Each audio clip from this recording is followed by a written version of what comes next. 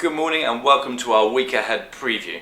This week's highlight will undoubtedly be the Fed rate decision, and while many are not expecting a rate hike this month, people will be looking out for any indication that the next meeting in September will be the time for an FOMC rate liftoff. Analysts at Barclays, UBS and Bank of America all do forecast that September will be the first rate liftoff. However, analysts at Nordea suggest that if September is time for a rate hike, then they will be looking to give a strong indicator at this week's meeting to prepare markets for such an event.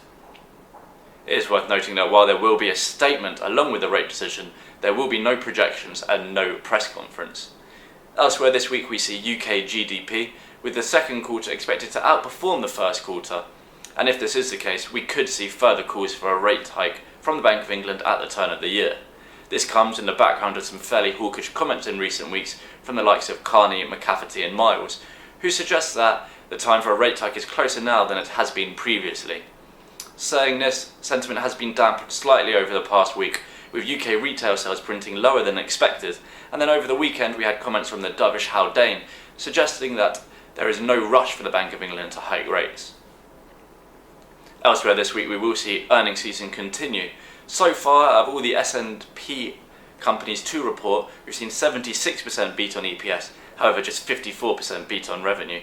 This week's highlights out of the US could be Facebook and Twitter, with traditionally Facebook outperforming Twitter in the run-up to reporting as well as immediately afterwards.